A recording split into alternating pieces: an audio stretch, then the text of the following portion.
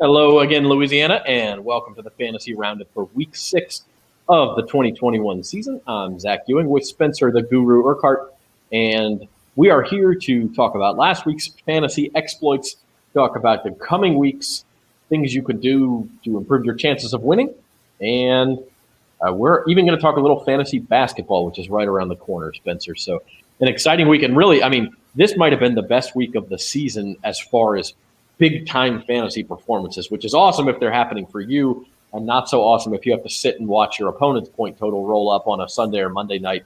But that happened this week on both sides.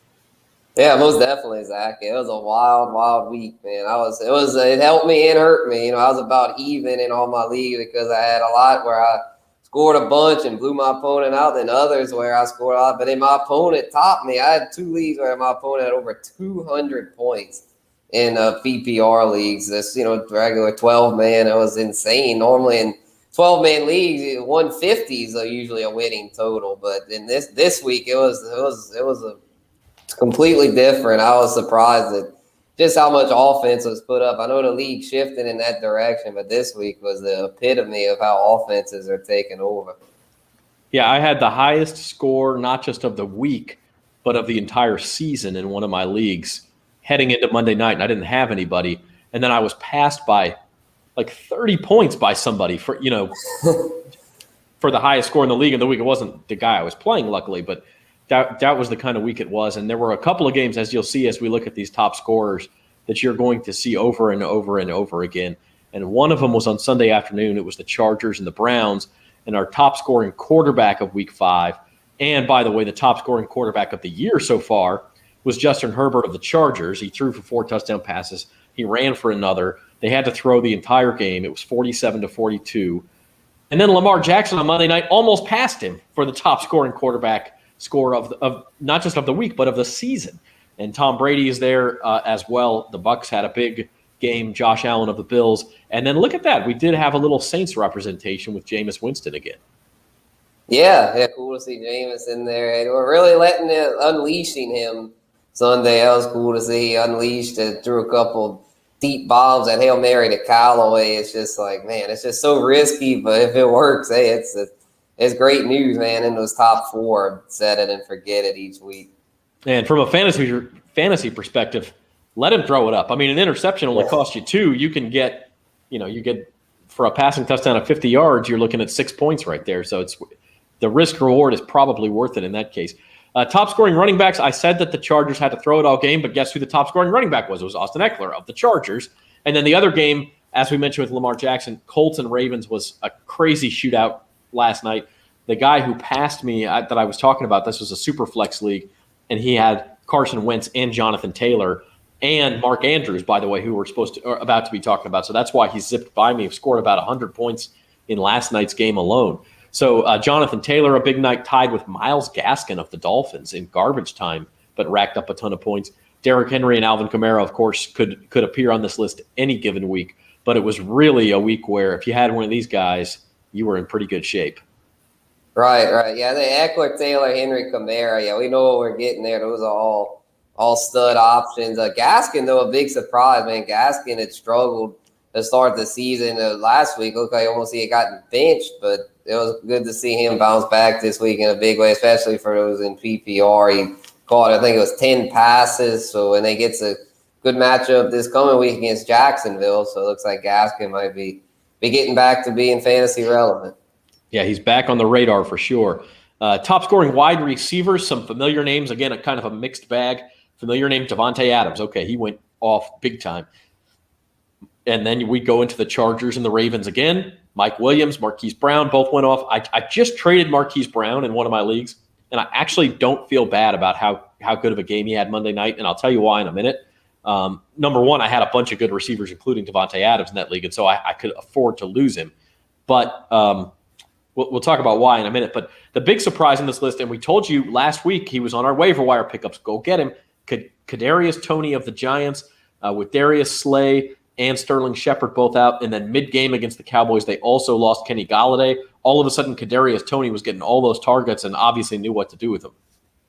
Yes, indeed. Yeah, that was A pleasant surprise there to see him do well. I think, yeah, Galladay got hurt and Shepard and Slayton were hurt. So, yeah, he really took advantage of that. They had the Brown cousins there, both in the top 5, AB and Hollywood. They've been super explosive, both definitely on the fantasy radar. They've been more consistent this year. You know, they guys that have struggled. I mean, AB in his prime was arguably the best receiver in the game, but ever since he left Pittsburgh, been a little erratic. Marquise Hollywood always been erratic, but looking like, man, Lamar and them boys in Baltimore, they were throwing a ton last night. It was crazy. Normally a run-first team. It was encouraging to see them chucking the rock like that because that'll put up some points, no doubt.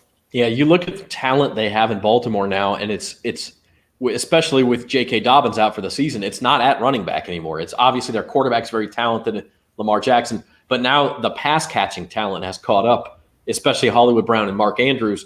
And that leads us to our tight ends. Mark Andrews, the highest scoring tight end by more than 13 points, almost 14 points. I mean, just went off. And that's with David Njoku having his career day for the Browns. Again, we talk about that Browns-Chargers game.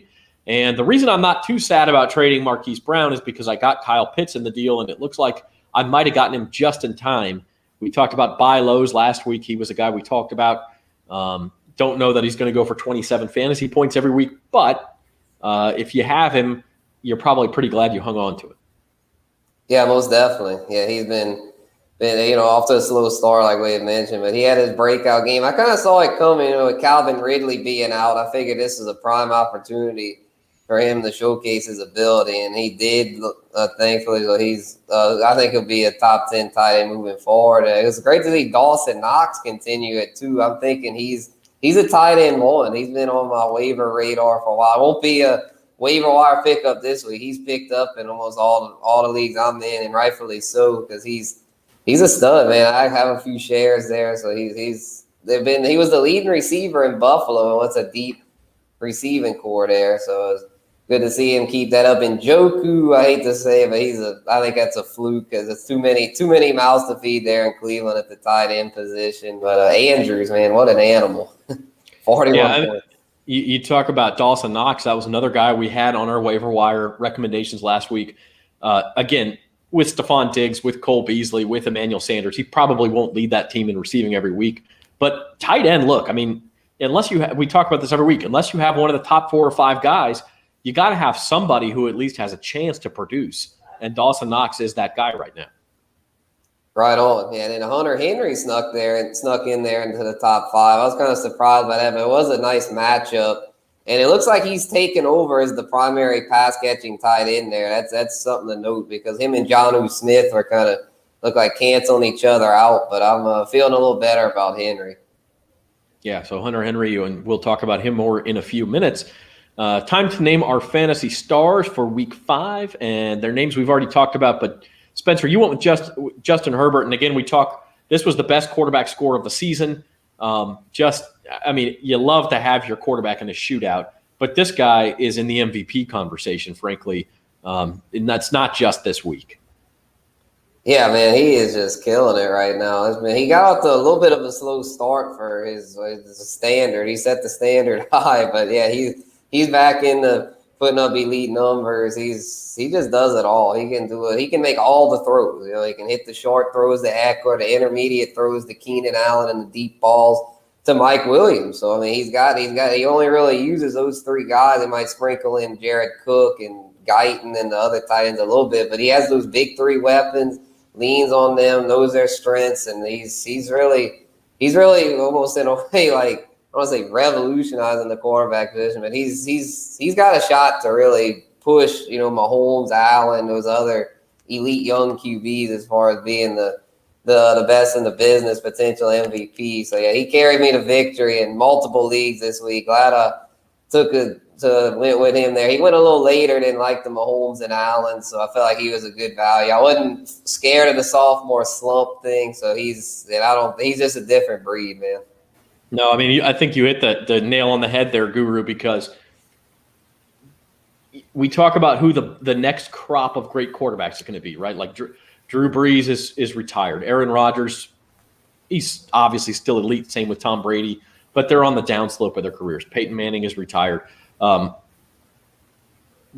maybe Tom Brady's not on the downslope of his career. Maybe he just doesn't have a downslope. But he is 44 years old. At some point, it's going to end. So who are the next crop? Well, we know Mahomes. Last year, we got to know Josh Allen. Tua Tagovailoa was drafted real high. We had all the guys drafted high this year. Your Justin Fields, your Trey Lance, your Trevor Lawrence. And maybe those guys will get there. But right now, for me, if you're looking for number 3 behind Mahomes and Allen, it's Justin Herbert. And heck, he may be passing him the way he's playing. He can make every throw. He can run when he has to. He seems to manage the game well. He doesn't make a ton of mistakes like we've seen Mahomes start to make and like Josh Allen has made. So he's right there with anybody. Yeah, and Kyler Murray and Lamar Jackson up there too. But Murray hadn't been running as much the past couple of weeks, and then Lamar is he put up the big numbers, but he almost cost him the game last night with those fumbles. So I mean they're both right up there too. But Herbert, I'd say that's probably the top 5 with Mahomes, Allen, Herb, Jackson, Kyler. It was an exciting young crop of quarterbacks. No, you're right. You should mention those guys, and you still have some guys who aren't really young anymore, but a Matt Stafford or a Dak Prescott who are elite fantasy weapons as well. But those 5, if you have one of those 5, you're really excited, especially if you're in a dynasty or a keeper format where you can keep those guys for a while. My fantasy star for week 5 came from last night. It was Mark Andrews. And this was one of those things where when the running game got shut down, when the Ravens needed yardage last night, or when they needed a 2-point conversion, as you can see there at the bottom of the screen, it was Mark Andrews. I mean, he was open all the time.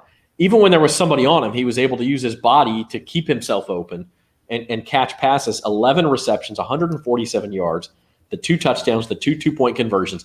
I mean, I don't know how many leagues this guy won or how many matchups he won last week in different leagues, but it was a lot. And we talked about Herbert being the top scoring quarterback of the season. This was the top scorer by a tight end this season by 12.7 points. The only other, the second place was Rob Gronkowski way back in opening night against the Cowboys, had 29 points. So, we're not just talking about a matchup winner. We're talking about possibly the best tight end performance of the season. Yeah, he was incredible. That was great to see it because he had been a little, Andrews is somebody, he's a fringe top 5, and it's like, is he an elite guy? It's like he's always kind of on that borderline because they weren't ever a high volume passing attack in Baltimore. But with the running game not being as good, this might be the year that Andrews cracks into that first tier, with Kelsey and Waller with Kittle. I mean, Kittle, man, I'm about had my fill of Kittle. I don't think Kittle's in that elite tier anymore. He's just too can't stay healthy. Prone. Yeah, can't stay healthy. The offense is sputtering. So I think it's all. And even Hawkinson lately has been struggling. I was a big Hawkinson truther, and I still believe in him, but he's not. I've got to be real. He's not tier 1 right now. So I'm thinking Andrews, he can keep this up. He'll be that next guy in that group because I love Dawson Knox, but like we had mentioned, they have a lot of other options there. Baltimore. Yeah, they got Hollywood Brown, but Andrews is the guy that is more the target hog there. So obviously he won't score 40 every week, but it's really encouraging moving forward that they're really unleashing that Lamar's arm. They're letting him do more than run and do read option stuff. Yeah, 400 yards passing last night. I mean, I think there are people who never thought Lamar Jackson would throw for 400 yards in a game, and that in a game where they're down by 16 points, it's over. A lot of people would say, that's a running team. They're not a comeback team. Well, he proved them all wrong, as he's been doing really since he entered the league last night. So let's turn the page. This is the Fantasy Roundup brought to you by Bet.nola.com and Caesar Sportsbook. I'm Zach Ewing with Spencer the Guru Urquhart. Turning the page from week 5 to week 6. Today is Tuesday. It's waiver wire pickup day in most leagues. Spencer, week 6, you cheated a little bit, man. I got to get on you. You went with a guy who's 35% owned. But we'll let it slide. Who are your waiver wire targets for week 6? Yeah, I forgot it was 25%, right? It was 30%. Oh, it's 30. Okay, yeah, because I do some other shows where it's usually 50, but then I know ours we try to keep it a little stricter because we all can really find the diamonds in the rough there. So we'll I'm excited about this week because they've got a lot of potential league winners out there. Daryl Williams. I lost Spencer there for just a second. But Spencer we let it slide. Hunter Henry, look, he's 35% owned. A lot of deeper leagues, he's not going to be out there. But if he is, and you need a tight end, that is the guy that you've got to get. Daryl Williams. I'm sorry, Spencer. We lost you just for a second there. You were saying. Oh, okay. Yeah, I was saying, a lot of times, like, I got a little mixed up there. I think a lot of times, usually if it's below 50, but yeah, they just didn't really have a whole lot of tight ends. And yeah, Henry looked like definitely the best guy if you were in need of a tight end. And then, I was saying it's a good week for if you need to target some guys on the wire. I know this is the first week of bye week. So, I mean, you get Daryl Williams there, Clyde Edwards-Helaire out injured. So he's a guy that's a great addition for this week. And for the next few weeks, kind of like Damian Williams last week with Montgomery going down. Clyde, I think, a similar injury, MCL or meniscus, something with his knee. He's going to miss multiple weeks. So Daryl Williams is my top added running back. And then Kadarius Toney, we had mentioned him. He's a guy that with all the Giants receivers seemingly banged up, he could be in for another high volume performance this week. He's banged up himself, though. He's questionable with, I believe, an ankle injury. But if he goes, he'll probably be worth a start this week. And I like him moving forward. He was a first-round pick of a nice talent there out of Florida. So I think he's somebody, even if he doesn't play this week, he's somebody to stash and could have some good value as the year goes on. Yeah, absolutely. I apologize. Maybe it was me who y'all lost back there for a second. But anyway, those are Spencer's waiver targets. On a similar vein, my top target this week is Devante Booker. Saquon Barkley appears to be out at least for a couple of weeks. It's a low ankle sprain, so he may be back in a couple of weeks. But look, if you need a bye week fill-in, or if you're a CEH owner, or if you're a Saquon owner, or maybe you didn't get Daryl Williams last week when David Montgomery went out. So I'm not Daryl Williams. Damian Williams is the Bears running back. Damian. He was this week it's Daryl. Last week is Damian. Yeah. Last week you needed Damian Williams. This week you need Daryl Williams. But I also think Devante Booker's a nice look. He's pretty productive still. The Giants paid a lot for him to be a backup in case Saquon got hurt again. It happened. Booker looked pretty good against the Cowboys, so go out and get him. And then I went with Amon-Ra St. Brown from the Lions. Still some injury problems there. Tyrell Williams not supposed to be back yet.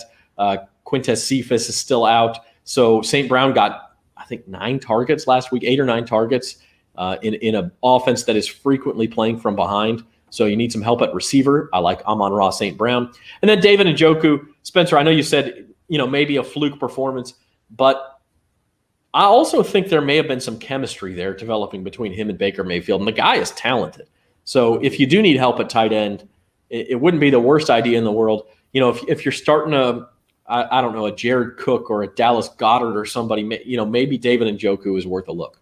Mm-hmm. Yeah, but especially with Goddard owners. Goddard just went on the COVID list, and they play on Thursday night, so he's probably out this week. So yeah, Njoku, it could be worth a dart throw. It could be in another shootout this week. They play the Cardinals, so it could pan out for sure. Another one, Dan Arnold's a name to watch. They could have if Henry don't count, then I'll go with Dan Arnold. I'm pretty sure he's owned in less than 30% of leagues, and he got a lot of targets this week. I believe it was 8 targets and around 60 yards. I can't remember that, but he did pretty well, and it looks like he's got good chemistry with Trevor Lawrence. Recently traded to Jacksonville, so deeper league tight end. He's another one to watch. Absolutely. Moving on to DFS values, Spencer, what have you got for this week on DraftKings? I mean, who sticks out to you as far as somebody who could win a league for you or win a showdown for you? Put it that way. Mm-hmm. Yeah, keeping the Jag string going. Yeah, Trevor Lawrence. Obviously, the team itself is a dumpster fire there with Urban Meyer, but I think this is a good week for Lawrence to really showcase his skill set. He gets a matchup against the Dolphins, who are coming off a terrible performance against Tom Brady. I don't think Lawrence will throw 5 touchdowns like Brady did, but I think he'll have a solid week and is a nice value there at 5,700 if you want to discount it at the quarterback position. And running back wise, Daryl Henderson. I know he's not really a sleeper per se, but he's a nice value there at 6,000, and he's doing well as the workhorse there. Some people were skeptical of him, but he's done well and has a good matchup against the Giants this week. They should be able to run the ball a lot in that one, control the clock, control the game. Then Michael Pittman there, he had a big game last night and is really taking over as the number one there for the Colts, gets a nice matchup against the Texans. And then Mike Kasich, I thought was a really good value there at 4,300, considering they get to face the Jags. And he's got good chemistry with Brissett right now, who I think is going to get another start this week. With I think Tua's can Tua come back this week? Or I don't think he can come back till next week. So I think you're right. Yeah, if it's Brissett again, then I think that's really good news for Kasich. He's been one of the most consistent tight end options lately. Has a really nice value there. I think it was a 4,300. Yeah. And in that vein, Spencer, let's talk about our sleepers for this week, because sometimes you're just not sure on a start sit. You're not sure on a DFS. Guys who we think could go off, who maybe they're probably not waiver wire pickups, but guys who, if you have them on your bench, maybe you think about starting them. Who have you got? Yeah, to me, Cole Hardman fits this bill perfectly because he's on a lot of people's benches but hadn't really done a whole lot. But he did pretty well this week against Buffalo, saw an increase in targets, and this week gets a juicy matchup facing the Washington football team, who the Saints just did great as far as exploiting the deep ball, the deep cover. They had no answers. Harris took the top off the defense. Callaway took the top off. I think Hardman and Tyreek Hill do just that. And Tyreek Hill a little banged up. If Hill had somehow missed this week, then Hardman goes from being a sleeper to a must start. But, I mean, even if Hill plays, I still like Hardman as a nice flex option. I went with Jared Cook as my sleeper. I guess this is just a tight end themed show, I guess, at least from my perspective. But Cook has been pretty consistent over the first few weeks. He actually didn't get as much of a share as you'd like to see in that Chargers-Browns shootout last week.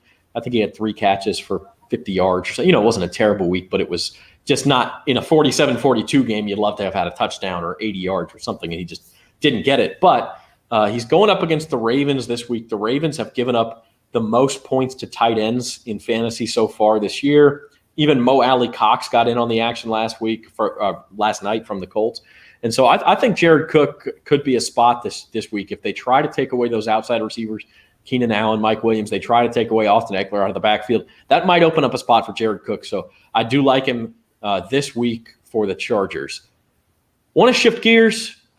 Fantasy basketball season. It's high into draft season. I know, Spencer, you and I are going to be in a league together. That's going to be a lot of fun. The NBA season starts a week from tonight. NHL starts tonight. NBA next Tuesday night. So it's time to get our draft date set. Yeah, that's right. It's time to get a little fantasy basketball action. We have and see, I'm going to draft against you. I got a cheat sheet here because I asked you for your rankings. So here are the Guru's fantasy basketball rankings for the 21-22 season. Talk us through the highlights here. All right. Yeah, haven't been able to do as much basketball research as usual with football, man. It's been the case the past few years. But anyway, I still keep up with basketball.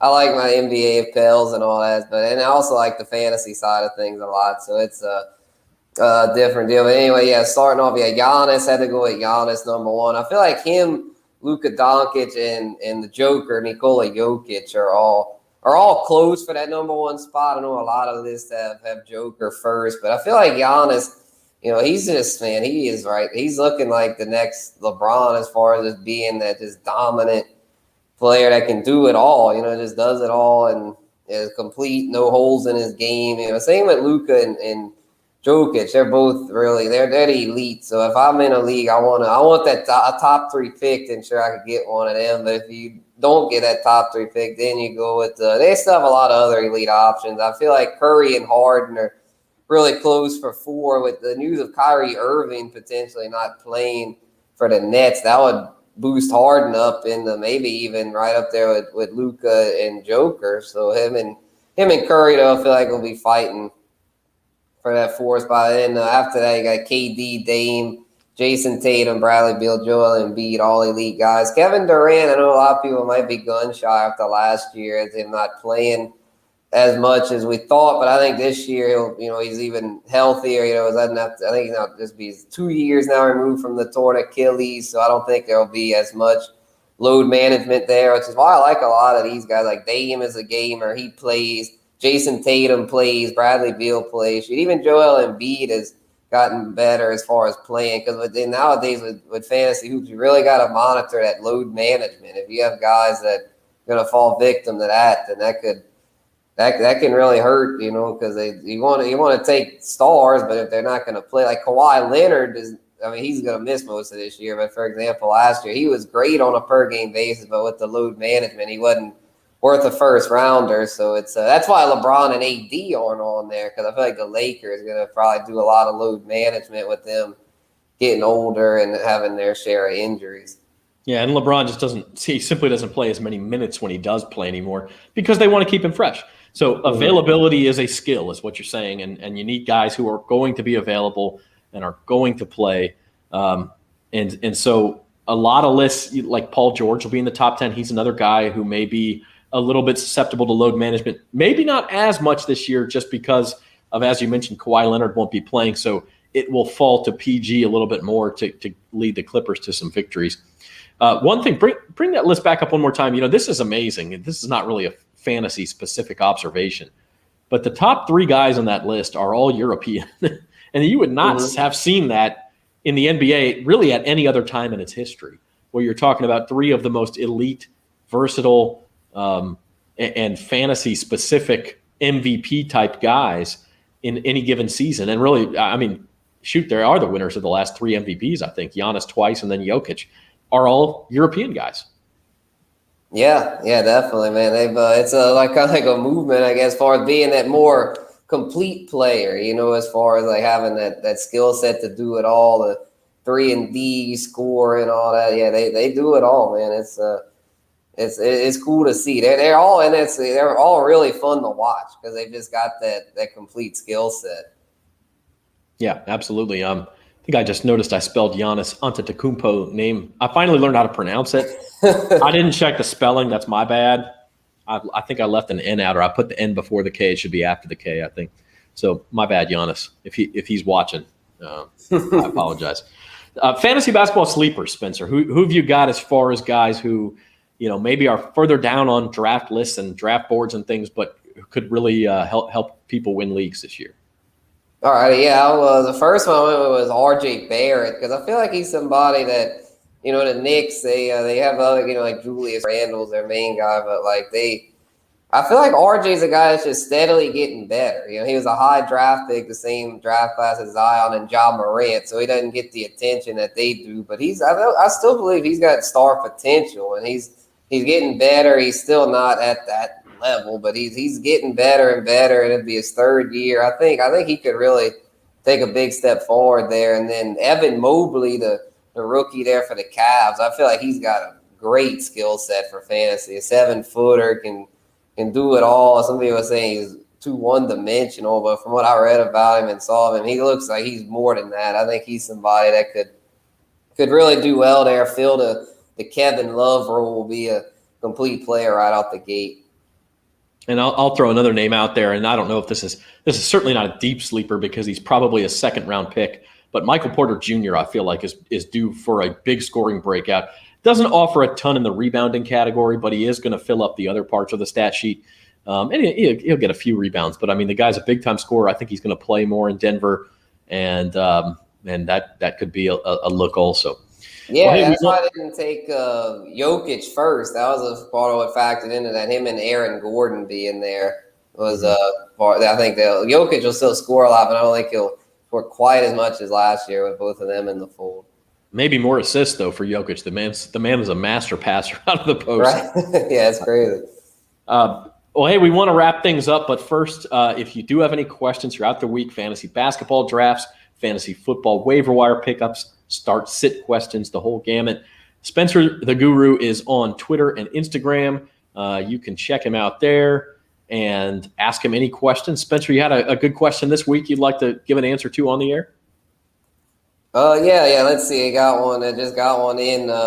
Is Naji and Maclaurin worth giving up for CMC? Yeah, that's tough. I haven't even answered him yet because I'm still thinking about it. I would say no, honestly. Though I think Naji's an elite RB1. He's up there. He's not as good as CMC, but McLaurin's really good. So I'm honestly as good as CMC is. I'm not pulling the trigger. Well, and like CMC's been hurt. Yeah, 2 years in a row now. Naji's been available. Obviously injuries can happen to anybody at any time. But if we're trying to say which one of those two guys is more valuable throughout the rest of the year. If we know they're each going to play 10 more weeks, it's CMC by, a decent amount but not by a ton. But if you factor in the fact that Naji may be more likely to play, those guys are almost even. So I'm not giving up Scary Terry in that deal as well, unless I'm getting something else in return. So now I'm with you there. I think I'd decline that. Mm-hmm. Yes, indeed. And one more thing about fantasy basketball I'd like to touch on with the Zion. I love Zion. I think he's worth a high pick, but not a first rounder. All the Pels fans listening, I know he's a star in the making. He's gonna have a nice year, but not worth a first rounder. I don't feel like coming off foot injury. Just a little. The health concerns are a little. It's just, to me, I can't pull the trigger that high. I just can't do it. Not going to help you in 3-pointers. So he's not an all category type guy like some of those first rounders are. So I agree with you there. Be careful. Draft with your head, not with your heart, as always. Yes. Yes, indeed. That's a good note to end it on, Spencer. We appreciate your time. That's Spencer the Guru Urquhart. I'm Zach Ewing. This has been the Fantasy Roundup. We'll see you Thursday for At the Book with the football weekend betting preview, and then again next week here on the Fantasy Roundup.